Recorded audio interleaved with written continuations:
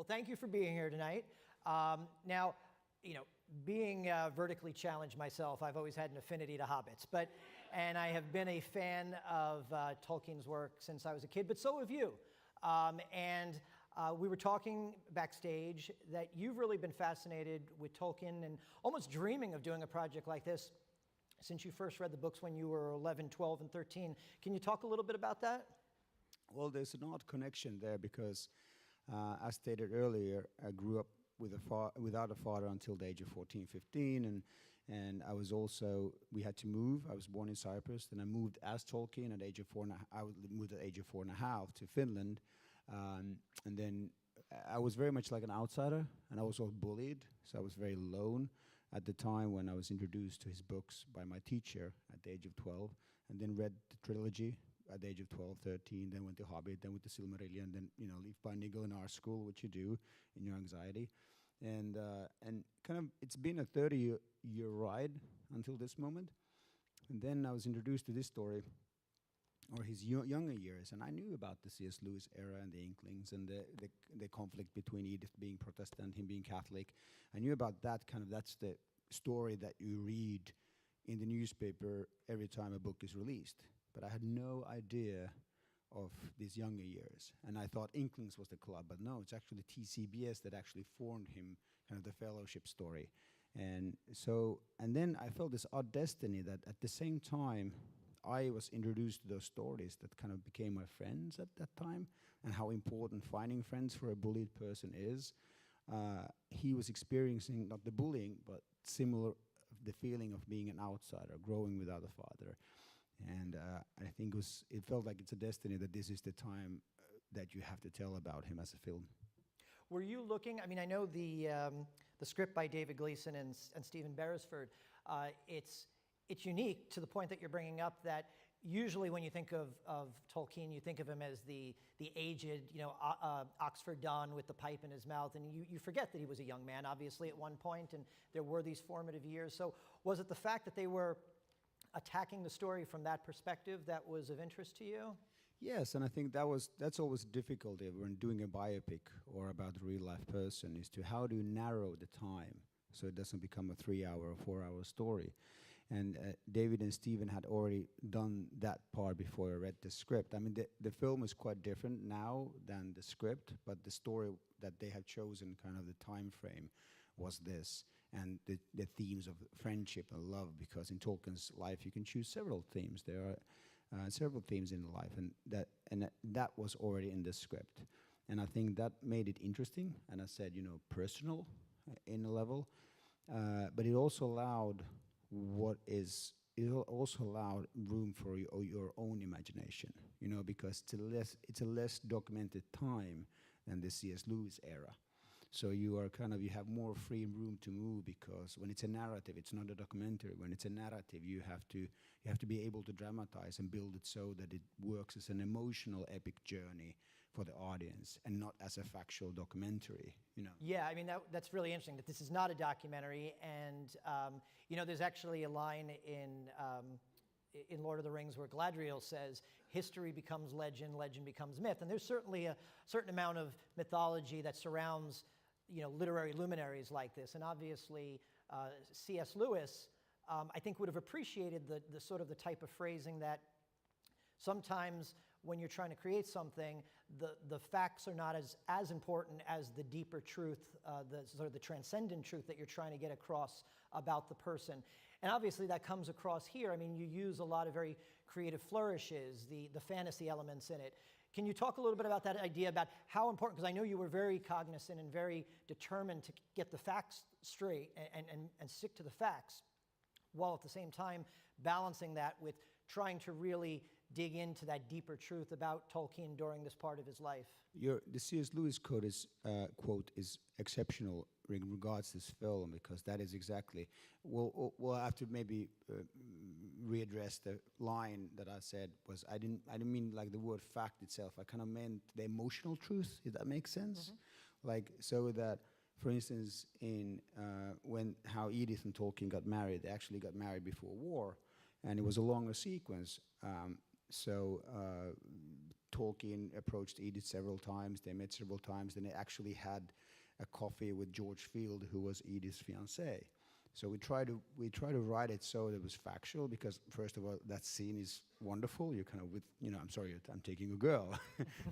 So it sounds wonderful, the scene, and then you try to write it, and it becomes a 20-minute segment, and it's long, and the drama doesn't move. And then even you were factual in there, then you understand, okay, it doesn't move. This 20-minute segment would never survive the cut when you screen it to people. Suddenly you cut, okay, now they're married. And you notice sometimes in films when the jump cuts, something jumps. Often they are sometimes intentional, but often they're also because something just didn't work when screened to films. So I knew that being done a couple of real life stories. So what you then do is that you want to stick to the fact, but the emotional truth. So how did Tolkien feel? How did Edith feel? And then you rewrite the segment and the sequence so that it works in 5 to 6 minutes. So it's not fact, but it's emotionally true. And so it's true to the characters. And that's what you have to kind of flush out and not invent, like, we had actual suggestions that Father Francis should be a heavier antagonist, that much more heavier. But then you have to be true to Father Francis. You can't make him a man who beats the kids or doesn't support his art. That would be the cliche to make the drama work. Father Francis saying writing fiction is stupidity. He didn't say that. He was a very supportive father figure for Tolkien. So you have to be true to the character, but you can change the scenes itself. You know what I mean? Yeah, and you also said that you had to make certain you said in researching this project, you spoke to so many Tolkien experts, and you'd sometimes get conflicting accounts of the same period in his life. So I would say every Tolkien expert names themselves as the best Tolkien expert. Yeah. I would love, especially the British ones, when you meet them, you offer lunch to one the person, they explain, they read the script, they explain, how Tolkien would have reacted certain, then you talk, well, I can't name them for contractual reasons, but let's say a Steve, and then you meet John, and then John will say, oh, no, Steve he's totally wrong. He hasn't read this and that, and then you suddenly understand that there's often many truths. And then you go off and you ask Bilbo, and he gives you the real story. Exactly. Also, just the fan base surrounding Tolkien. Were you ever, when you're taking on a project like this, and he's such a revered figure on so many levels, literary, cultural, religious, was it a little bit daunting taking on telling a story of someone like this? Yes, and the difficulty is that you can't please everyone. I'm a fan, so in a certain way, I have to satisfy my own appetite as fans. And the second problem that we discussed earlier in the back room was that not many people have necessarily read the Silmarillion, which is actually the book that he's writing during this film. So very often the fans will reference about the Lord of the Rings. No, this was Lord of the Rings and that was Lord of the Rings. But he's not actually writing Lord of the Rings yet. He's writing Lord of the Rings 20 years after the film. Yes, he did come up with some of the ideas, as we kind of see, and must have flourished the ideas, but he's not specifically writing Lord of the Rings. He started writing Silmarillion during his Oxford years, and which is the time we're depicting, and then during his hospital years. So the kind of the instrumental elements in the film are either from The Hobbit or the Silmarillion more. I would say the ratio is 90% Silmarillion, Hobbit, and then 10% actually Lord of the Rings. And because of that. So when you're debating with a fan who says, oh, this didn't happen in Lord of the Rings, or that didn't happen in Lord of the Rings, you're like, yes, but... but that's the way, you make a film, and the viewer's right is to read how they feel about it. I'm not there to defend it. I don't want to defend, because I would just happy if somebody sees it, regardless if they criticize it or regardless if they criticize it or don't. Well, you joked in several interviews that I've read that Tolkien himself was not a huge fan of biographies in general. And so, I wonder what he would think about a biography of him. But he also said that part of the problem was that, often biographies focus on what he considered the less essential parts, and then he talked about the really significant parts of a person. And I think you hit on so many of those. Obviously, his love for Edith, which inspired his great romance, Beren and Luthien. You certainly get his early life in the sort of idyllic English countryside, which was the inspiration for the Shire. And His moving to the industrial town and his experiences in the desolation of war certainly were huge influences on his whole idea of Mordor. But, you know, and we were talking about this backstage, one of the other essential, if not maybe the essential, sort of defining part of his personality and at least his creative genius was his Catholicism. And it's certainly there. I mean, obviously you have the character of Father Francis, and we talked a lot about a reference that some people may miss, the Arundel reference when he's looking up at the star. But can you talk a little bit about the creative your choices, about how you handled the defining Catholicism of his life? Yes, I mean, it's intriguing because I, of course, read some criticisms that it's a Hollywood studio downplaying the faith, but why? Faith-based movies make a lot of money, so there's no reason for that. We try to be very truthful to the character, and there's two things you have to remember. One is that faith is so difficult to visualize. I've done a film about religion. My third film was called Forbidden Fruit. It's about two religious girls, and we encountered the same problems then. But then the faith was the main theme, and it was in the dialogue. Here, the friendship and love is the main theme. So the faith, even though instrumental to especially Lord of the Rings, which is, some people debate about that, I know, but you can still see, you know, and he himself said that Lord of the Rings is his most Catholic work. It's so instrumental in him, it's so internal that it's really difficult to visualize. Like the Star of Arendelle, so many people miss it. It's one of the most religious scenes in the whole movie. Star of Arendelle is from the Silmarillion. It's the Arendelle, the mariner, becomes a boat who's flying the scar and becomes a light that guides people. Well, you know, you can't get more Christian than that. And of course, in this scene, he's reciting Christ, the poem Christ by Sinewolf, which is a religious poem. So he's lost it, is looking at the heavens for an answer, and a Star of Arendelle is guiding him. And, you know, it's such a Christian moment, but people don't really notice it because it's so internal. And that's the difficulty, because you don't want to add that kind of clumsy dialogue that would explain it. So you want to show it so it's visualized. Can you talk about that moment? You had said there had been a scene that when you showed some test audiences, because of that need for drama, that was a great story. Yeah, we have a scene where young Tolkien is helping, which he did, factually did, Father Francis in the last communion to a sick man, and he recites the words. We can see he enjoys the words. Then we cut to old Tolkien facing death or seeing death in the trenches. And we screened it to people, and they didn't get it. You know, it was just like, there's no conflict there. They didn't get it. They're like, okay, I get it, but, you know, I know he was Catholic, so, you know, it was just boring for me. So what happens to you is, okay, do I show a scene that feels like a Wikipedia moment for some people? And some people even don't get it. They're just like, why are we here? You know, move on, especially with the attention span of today's audience, who start to look at their phones immediately, wonder, did I have a shitty film?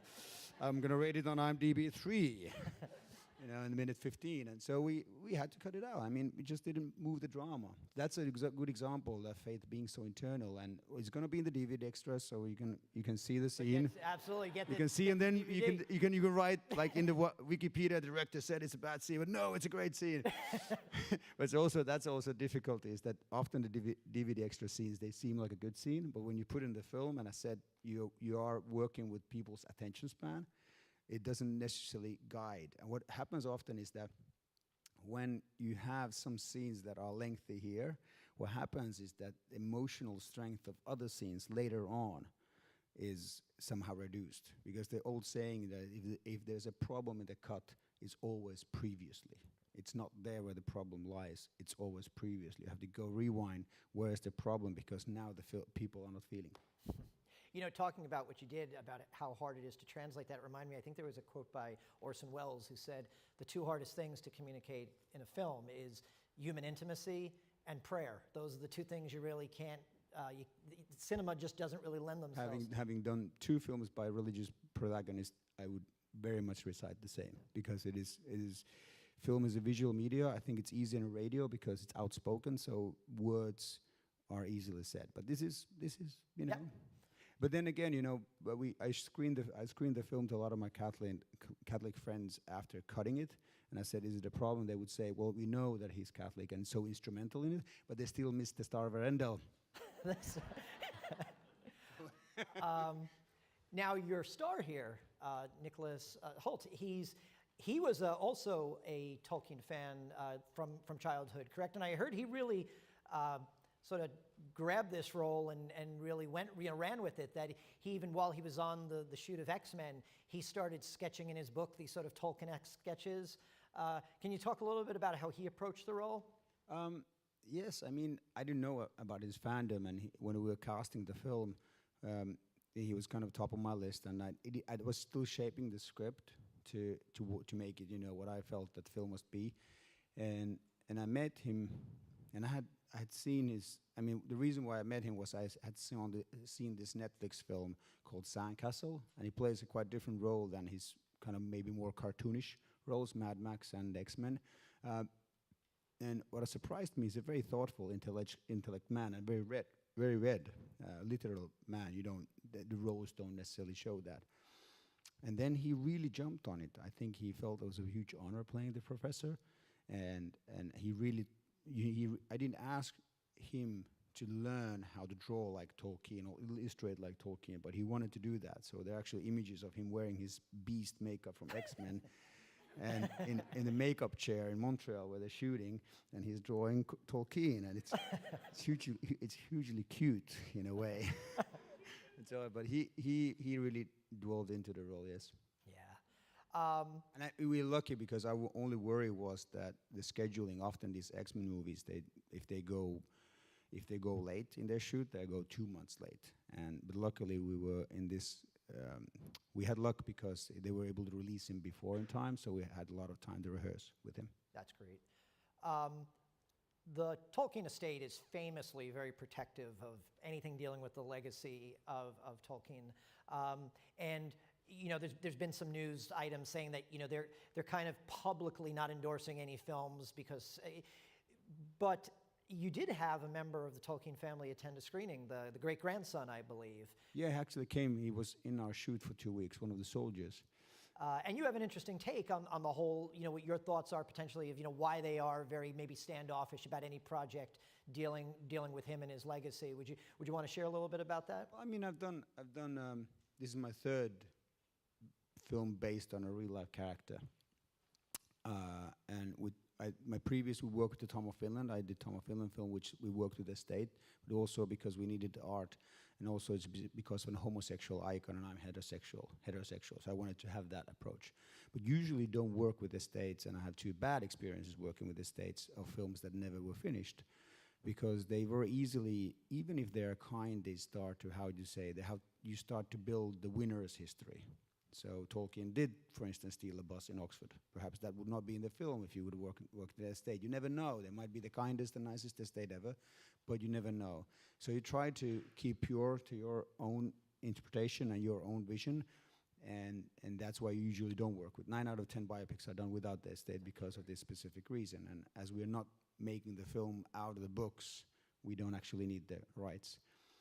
I've actually offered them, I've sent an email and offered them to watch the film with them, explain why certain artistic licenses have been taken, and I hope that one day happens. I would love to do that. I would love to watch the film with Professor Tolkien one day, somewhere above the clouds, smoking a pipe, and he would go like, I know you were not a fan of biographies, but was it because you're a storyteller and you think biographies are boring? Well, he'll get the Arundel reference. He'll definitely get that, yeah. Because it's factual that that religious poem inspired the Star of Arundel. But I think it's a labor of love. It's done with respect towards him, and I hope they like it when they see it. They haven't seen the film yet. I have to ask you, it is a labor of love, and you could tell the affection for the subject matter, and you said even many of the crew members also had that same affection for Tolkien. Was there something, even though you did all this research and you've been a fan of him since you were a kid, is there anything that in the process of the filmmaking you learned about him that you didn't know?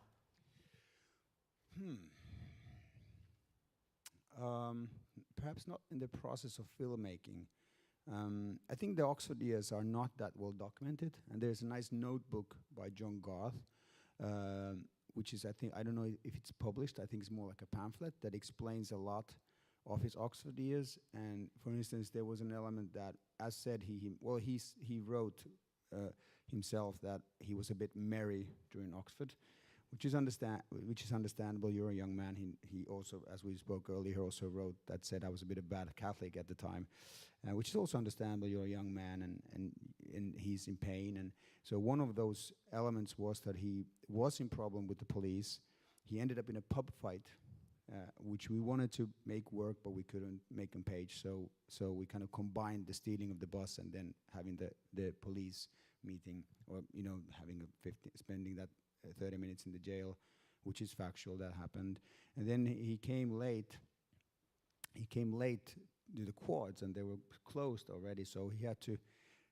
There's in Oxford, if you ever visit, there's a Swiss, I think they call it the Swiss cottage. So it's basically a wall that you can climb through. So he would, an old tree climber, he would climb, I think, to the 3rd floor, and then basically it's a very Peter Sellers, Inspector Clouseau moment, open that window and then walk in, excuse me, and then walk into his apartment.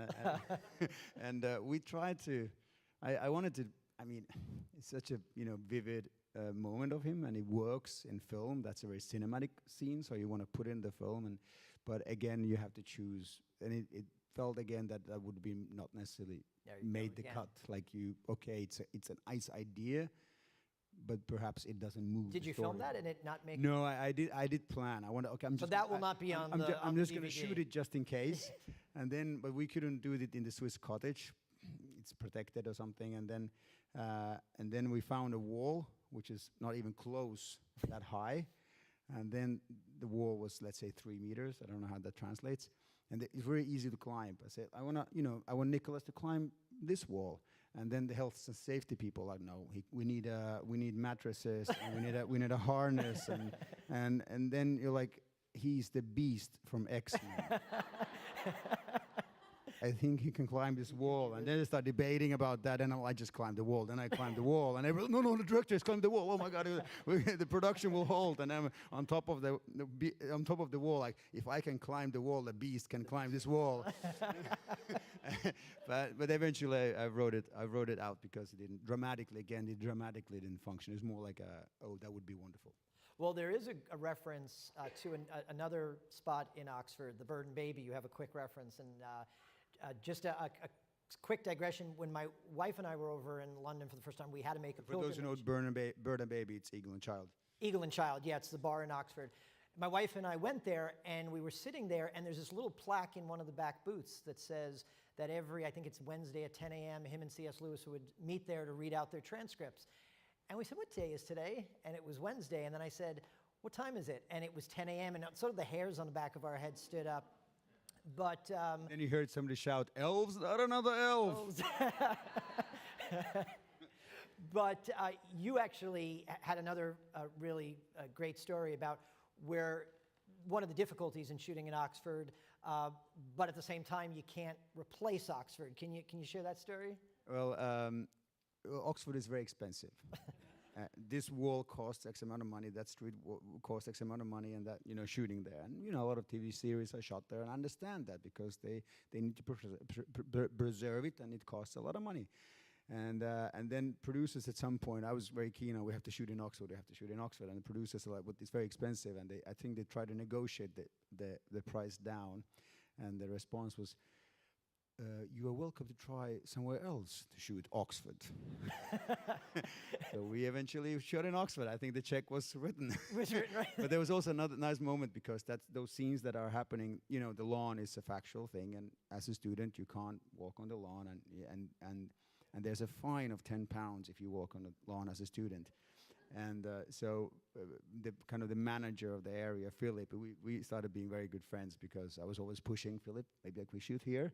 And then he was sliming, well, Mr. Karukoski, I don't think we shoot here.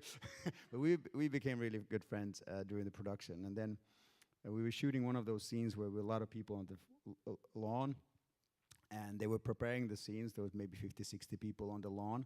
It was the war scene, and then I saw Philip, knowing the £10 fine, £10 fine, and then I went to Philip.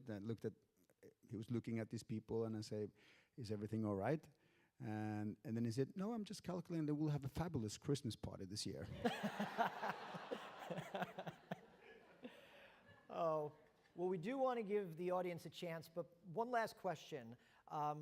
As someone like yourself who loves Tolkien and his work, one of the most lamentable things that I find is when many critics sort of dismiss Tolkien as sort of just a spinner of children's fairy tales, and they fail to see him for the literary genius that he was. And I thank the film for really trying to show that. But why, in your opinion, should modern audiences still care about Tolkien and the books he wrote? I think there's several reasons there. I think, of course, for the Christian audience, they are very profound. And maybe perhaps not Hobbit. Hobbit is not that. Silmarillion is partly Christian. Lord of the Rings is heavily. And then, of course, Leaf by Niggle is more like a student anxiety. Then there's the reason that he was very pacifist in his work. And I think 2019 and the film tries to embody that also. That in 2019 people still think that war is an option.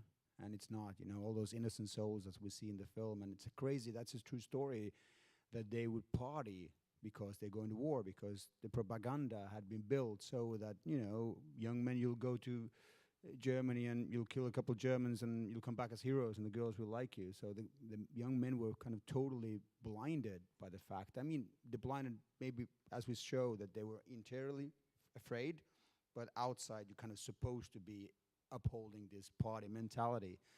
So I think he was very pacifist in his work, and those innocent souls then being destroyed, all those poets, singers, composers, painters, people who just there could have brought us so much joy if they wouldn't been destroyed in the war. And then the third thing I think is that, as you pointed out, my father studied English language in Yale, and we had numerous debates in his kitchen here in Bleecker Street about language and how language is being destroyed. And this is in a way a love letter to also to my father, but also a love letter to Tolkien's most likely the biggest passion, which was language, is that when you read the books, how he plays with words and how he plays with, he's had the class of writing is very high. And of course, knowing this story, understand why. He loved those words, he loved those sentences. He was a poet, and I think that's why it's still 2019, us appraising and understanding the value of language is very important. Yeah, and I think how you said so beautifully in the film about language is more, it's about, and stories are about passing on cultural meaning, and I think that's so important. Okay, so we will now open, if we can just raise the lights just a bit so we could see the audience. There's a microphone right over here, so if you have a question, please line up behind the microphone. And the one thing we ask is that you pose the question in ancient Anglo-Saxon. I mean, all just old Celtic languages, that's an option. Do we have someone coming? Here we go. Hi. So throughout the film, we see this specific, well, maybe it's specific, I don't know, sort of battle scene in Tolkien's history, fantasy history develop. And we start to see more details of the characters battling. And then in the end, during the war scene, we see this long shot. Is this a specific battle you were thinking of from the Silmarillion, or is it just sort of a more abstract idea of his characters coming together? Wonderful question. So I'm privileged enough to actually read the books before any films. I mean, the animation that had been done then was impossible to find. I lived in a small village. There was one VHS rental. If it wasn't there, the film didn't exist. So it took me 15 years before seeing anything. And so I went back actually to thinking what were my own visions or feelings of Middle Earth or Beleriand as or Arda in the Silmarillion. And went back to that. So that's what he's writing or imagining at that moment. And then he's not yet there. He started writing Fall of Gondolin post-war in the hospital. So as a young man doing war, he's gotten influences from different mythologies. So I'd read all those mythologies and kind of picture what are the 2 steps taking back from where he ends. So in the end of the big battle, of course, in a way for me, it feels like Svingolfin and Morgoth, which is from the Silmarillion. but it's not yet. You know, it's an idea of confronting the ultimate evil with a wane, you know, Fingolfin, which is a story of an elven lord that basically, you know, when he confronts the Lord of Evil that he's going to die. He's not going to be able to win, so why do that? So it's emotionally the same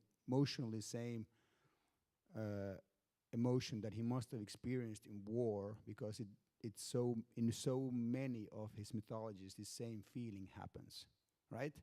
So confronting or Gandalf confronting this Balrog, it's the same thing, you know, that you feel that he can't win, you know, it's impossible. Why does he does that? So you can feel that Tolkien himself must have experienced it at some level, because it's so repetitive.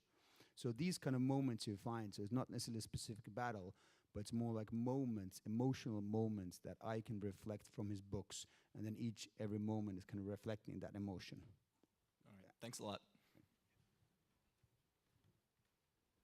Hi, I'm just wondering, in the pre-production process, how was that you were chosen to be involved in this project, and how you actually kind of facilitated being involved in such a passion project of your own like this?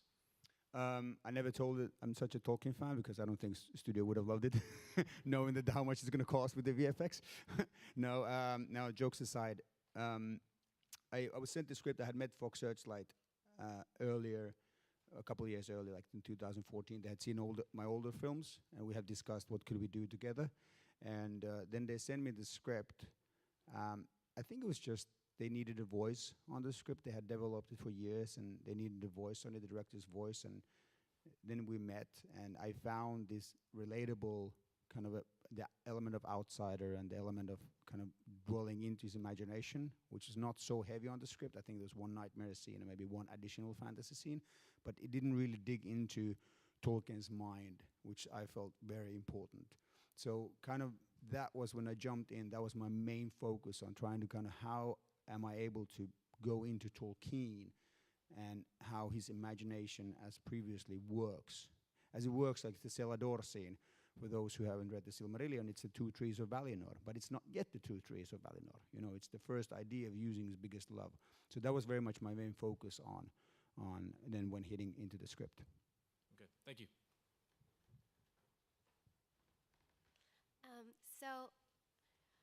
The love story between him and Edith is in many ways played out into his legendarium, but it's arguably the only story he tells 3 times. How did you approach kind of cinematically portraying this very intimate and very important relationship that so influences his stories? Well, the good thing is that the love story between Edith is, we talked about what is difficult to visualize, and most difficult to visualize is when you're alone. And so I think the love story between Edith and him was much easier than many of the elements in this film, because he's not alone. There's always that confrontation. And then it is, funnily, it is, as we see, except that, you know, we'll change some timelines when they got married, but that's how it happened. You know, it was 2 orphans meeting at Mrs. Faulkner's. They found a unity. They became first friends, and then they grew into a love story, and then it grew into a forbidden love story, and then they grew into a book, so the eternal love story. So it's pretty much as it is there. How I then approached it was the memory that I had again of my first crush of an elven princess when I was 13. And you didn't have Google at that time where you can, you know, what does an elven princess look like? So you have to feel the memory of what you envision an elven princess, and kind of, and it's of course you can't put the pointy ears and, you know, on Lily Collins. I mean, you can, but it would have been a different kind of interpretation of different kind of interpretation of the film. But you have to. So I would approach like there has to be a certain shine on her, like, you know, that's the shine I remember, and I feel and I believe very strongly that Tolkien felt the same shine from Edith. For instance, you talked about the Morgan Library exhibition, which I went to see in Oxford, Bodleian, when he had more pieces, and the family obviously didn't allow some of the pieces to travel abroad. The deterioration of language. Sorry, Dad. So anyway, so basically, there are these sketches of Tolkien drawing Edith while she's playing piano, walking the kitchen. You know, Edith could have not known From Edith's eyes, it must look like Tolkien again is making one of these mythologies. No, he was drawing Edith. So there always this shine and this love towards Edith that kind of I wanted to reflect in this film. Thank you. There's actually one of the items in the Morgan Library, which is on for another week at the Morgan Library. If you haven't seen it yet, I really encourage you to see it, where there's an accounting book that he kept where when she would allow him to study, he would keep an account of how many kisses he owed her for the amount of hours that she would let him study. And it's so sweet that he would literally month by month say, she let me study 10 hours, so I owe her X amount of kisses. And it really is that romance. And depicting that would have been a different kind of movie. If it Yes. Yeah, I have both a comment and a question. The comment is, it goes to what you were saying earlier about the Catholicism infusing but not hitting you over the head. I first read the books in 1965 when the first paperback was released here. I was going out on the road with the Catholic University National Players, as a matter of fact, and looking for something to read, and walked into a bookstore, and there are the three. And I remember thinking after I'd finished them, because I didn't know anything about Tolkien's life at that point, I said, he's English, so he can't be Catholic. But it seems that it feels very Catholic, so I definitely agree with what you were saying earlier. My question is, I remember reading, and I don't know if it was in one of his introductions or prefaces, but I was struck when you used cellar door, because he said he loved that sound in English, and in Finnish, he found many cellar doors. And is that the reason you used it? The cellar door, actually, the word or parts of that scene, it was much shorter, but that was already in the script. So that was the writer's vision. And I vaguely remember reading, this is of course 2 years ago, 2.5 years ago, when it dwelled into. I regularly remember there was a thing about the cellar door that the writers had found, but it wasn't in regards of the Finnish language. In the Finnish language, a lot of the words are tied into nature, and Kalevala, our mythology, is very tied into nature, and that was one of those things that Tolkien loved, being a lover of nature. So perhaps it was something there, but I can't remember. I'm sorry, I can't remember what was the reason why the specific word cellar door the writers had chosen. It feels like I don't remember anything in my past 2 years now. It's like a wonderful comment. Thank you. But I love a lot of regarding the language. For instance, again, the language when he utters Finnish, he doesn't, of course, utter Finnish. He utters a fairy language. He doesn't. There was a misconception of one of the articles that said it's an elven language, but it's not yet an elven language. He hasn't yet invented. I think the actors always speak about elven language, but they shoot 3 movies or 4 movies after this movie, so when they interview, they don't necessarily. I think it's so rude to interview actors in a way. I think I don't want to be their job, but he hasn't, of course, created elves yet. So at the moment, he's thinking about fairy stories. So he's creating, as a first language, he's creating kind of a fairy language story. But he did use Finnish language much because he liked that sound. He used it in a language called Kenia, which is then an elven language. Hi, I thought you did a nice job making each of the characters in the TCBS distinct, and I thought the character of Jeffrey Bake Smith was a very beautiful, moving performance in particular.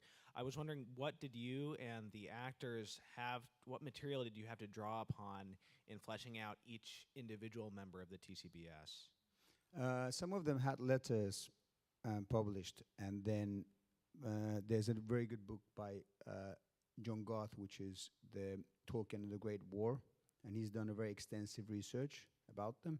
And a lot of the Tolkien experts I met had read letters and even went to the estates of those people and read the letters and kind of got a lot of references from them, what their letters said. About Jeffrey Smith, of course, there's the poems. The book actually exists. In real life, Christopher Wiseman helped Tolkien to make, still post-war, to still make the poem book, and then they kind of started departing their friendship.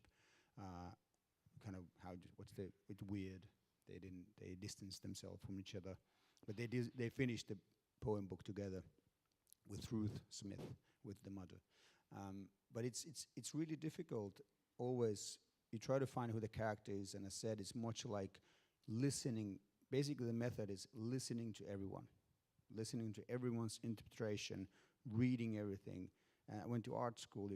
I used to know a lot of us told how you illustrate, what is the temper of the lines in a specific age.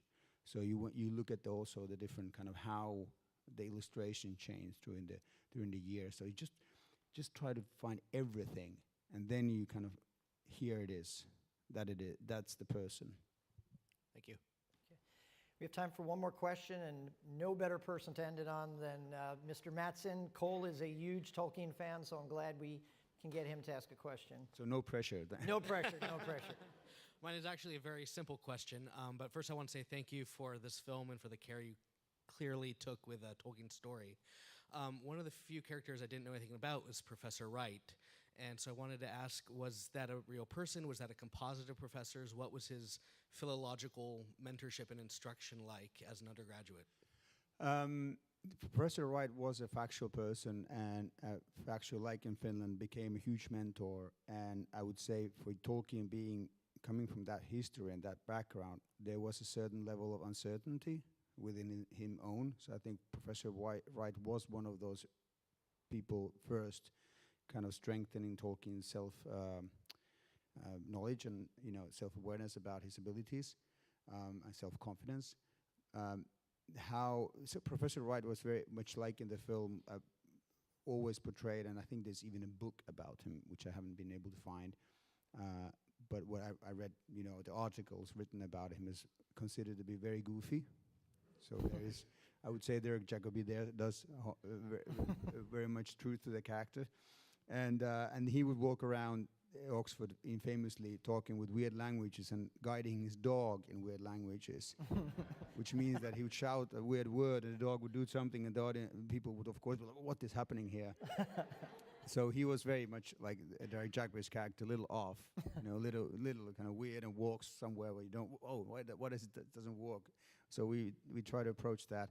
How he was transferred to Professor Wright's study was, of course, much more boring and not so cinematic. So, in truth, he was actually one of Tolkien's teachers in the grades who said, "Come on, you hate the grades. Your grades are bad," which is true. He had, during his first year of studying the grades, he had only taken one book out of the library. Oh, wow.